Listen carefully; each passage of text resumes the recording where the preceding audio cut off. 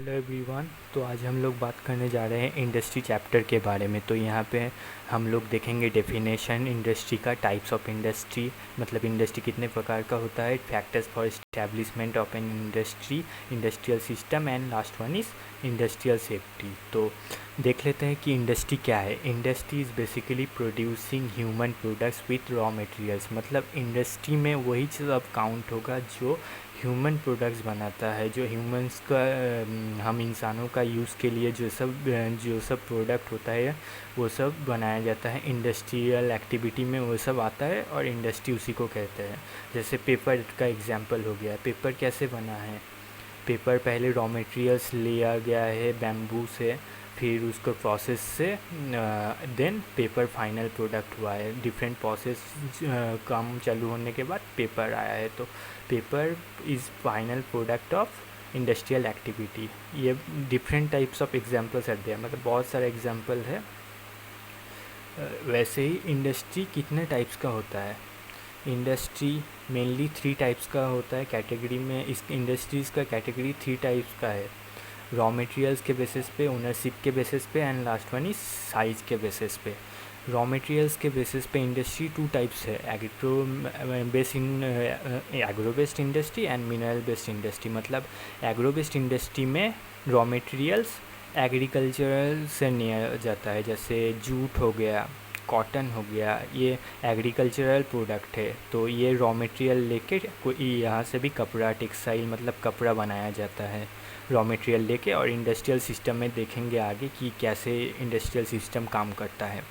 और मिनरल में कोई भी मिनरल लिया जाता है, उसको फाइनल प्रोडक्ट दिया जाता है। तो फाइनल प्रोडक्ट को रॉ मटेरियल्स के हिसाब से कैटेगराइज करने पर मिनरल बेस्ड इंडस्ट्री में माना जाता है। जैसे steel industry mineral based industries में माना जाता है, बिकॉज स्टील में औरे आयरन औरे मिनरल हिसाब से लिया जाता है और स्टील इंडस्ट्री में ये यूज़ होता है। और जैसे एग्जांपल है, रॉ मटेरियल से प्लांट्स भी हो सकते हैं और एनिमल्स भी हो सकता है एग्रीकल्चर में। ये मैंने दोनों एग्जांपल दिया। जैसे कोई काऊ का स्किन और सीप का स्किन, इससे भी तो रॉ मटेरियल्स लिया हो जाता है और उससे जैकेट और भी यूज़फुल प्रोडक्ट बनाया जाता है। तो ये एग्रीकल्चर में पड़ता है रॉ मटेरियल्स के कैटेगरी में। और मिनरल्स में भी रॉ मटेरियल्स लिया जाता है मिनरल को और फाइनल प्रोडक्ट बनाया जाता है।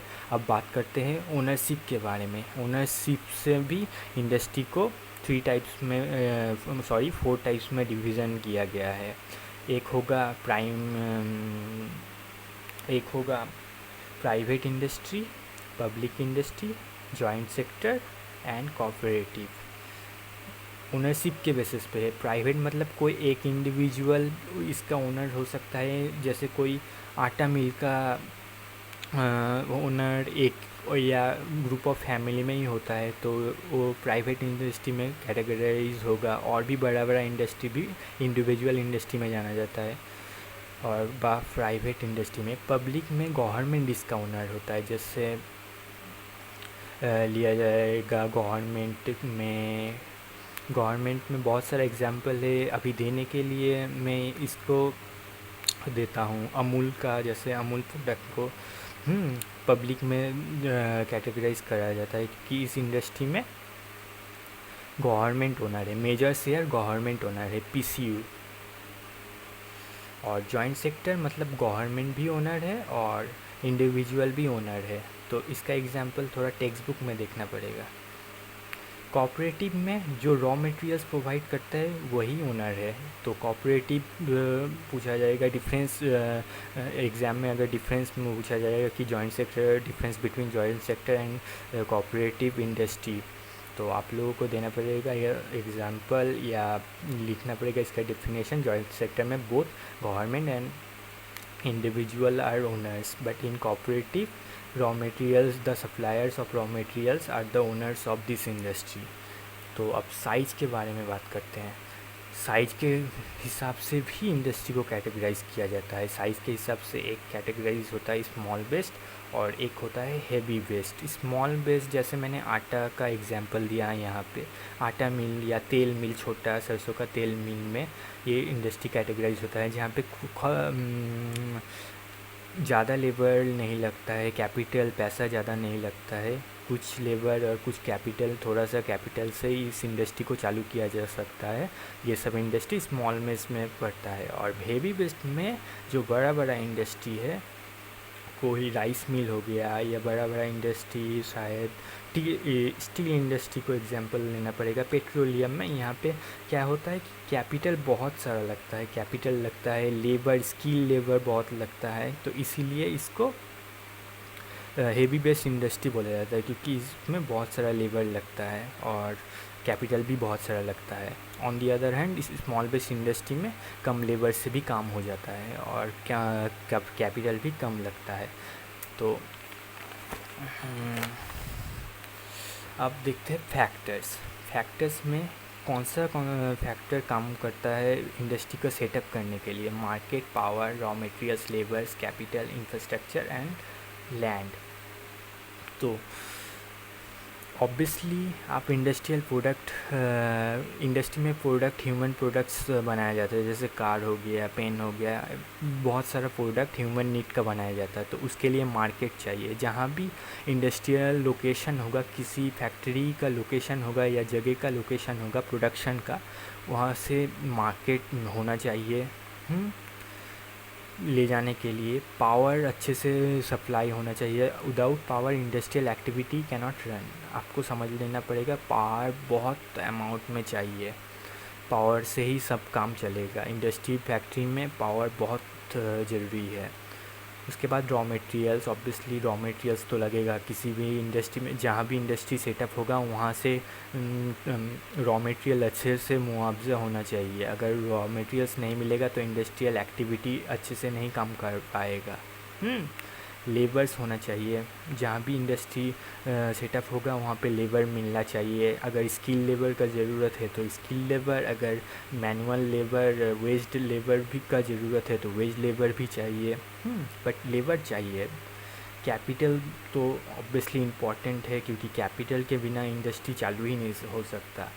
स्मॉल इंडस्ट्री में स्मॉल कैपिटल और बिग इंडस्ट्री, हेवी इंडस्ट्री में ज़्यादा कैपिटल लगता है, बट लगता है, बहुत सारा कैपिटल लगता ही है। इंफ्रास्ट्रक्चर, वैसे रोड हो गया, कम्युनिकेशन फैसिलिटी हो गया, तो ये इंफ्रास्ट्रक्चर में आता है और इंफ्रास्ट्रक्चर लगेगा ही किसी भी माल को फैक्ट्री से मार्केट ले जाने के लिए और रॉ मटेरियल को फैक्ट्री में आने के लिए इंफ्रास्ट्रक्चर अच्छा लगेगा। और जहाँ भी इंडस्ट्री सेटअप होगा, इंडस्ट्री के एक्टिविटी हिसाब से उसको लैंड लगेगा। अगर बड़ा इंडस्ट्री है तो बहुत सारा बिग अमाउंट में भी लैंड लगेगा, और अगर छोटा इंडस्ट्री सेटअप होना चाहता है तो छोटा स्मॉल साइज़ में इंडस्ट्री लैंड लगेगा। ये सब फैक्टर फुलफ़िल करना पड़ेगा, अदरवाइज़ कुछ 2-3 अगर कमी हो जाएगा फैक्टर में तो इंडस्ट्रियल एक्टिविटी चालू नहीं हो सकता, और अगर होगा तो अच्छे से काम नहीं कर पाएगा। तो ये अच्छे से समझ लेना पड़ेगा। तो अब हम चल रहे हैं इंडस्ट्रियल सिस्टम के बारे में। तो इंडस्ट्रियल सिस्टम क्या है? इंडस्ट्रियल सिस्टम 3 टाइप्स में काम करता है: input, processing and output. Input दिया जाता है, फिर प्रोसेस होता है वो काम, एंड आउटपुट निकलता है। जैसे मैंने यहाँ पे कॉटन का एग्जाम्पल लिखा है। कॉटन जैसे कॉटन रॉ मटेरियल से कुछ ही देर पहले हम लोगों ने डिस्कस किया था।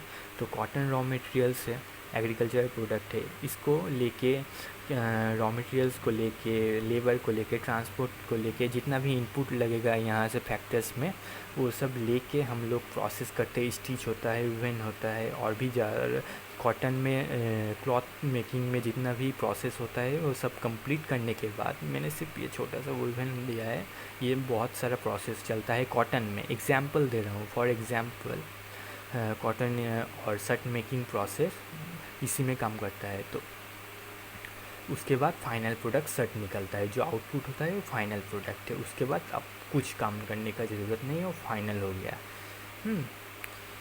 अब इंडस्ट्रियल सेफ्टी क्यों ज़रूरी है? अब इंडस्ट्री बहुत रिसेंटली आप लोगों ने बॉम्ब ब्लास्ट के बारे में तो सुना ही होगा, बेरूट और बेरूट में। तो हम लोगों के देश में भी 1984 में भोपाल में भी ऐसा ही एक कुछ सिमिलर काइंड ऑफ इंसिडेंट हुआ था मिग गैस की वजह से। तो वहाँ पे एक केमिकल इंडस्ट्री में मिग गैस कुछ लीकेज के वजह से निकल गया और बहुत सारा डैमेज हुआ था। आज भी पीपल जो नेक्स्ट जनरेशन बर्न हो रहा है और जन्म ले रहा है, उसको भी उस एक्टिविटी का शिकार होना पड़ रहा है। वो लोग शायद डिसेबल्ड हो रहा है और उसका न्यूरॉन प्रॉब्लम आ रहा है, बहुत सारा हेल्थ प्रॉब्लम भी आ रहा है। तो industrial safety is the most important aspect for running an industry. तो इंडस्ट्री तभी रन करना चाहिए जब all the safety measures are fulfilled. अगर सेफ्टी मेजर्स अच्छे से पूरा किया नहीं जाएगा तो ये बहुत डरावनाक या भयानक हो सकता है उस जगह के लिए। जैसे कुछ दिन न्यूज़पेपर में आप लोग अगर सुन रहे हैं तो बेरूट का वो बॉम्ब ब्लास्टिंग, एमोनियम नाइट्रेट कुछ केमिकल निकल गया था और उससे ब्लास्ट हुआ था शहर में, लिबानन में। तो सेफ्टी बहुत इम्पॉर्टेंट है और हमारे देश में भी कुछ सिमिलर इंसिडेंट रिसेंटली भी हुए हैं। आपको पता लगा ये वो क्या क्या है आपका टास्क है।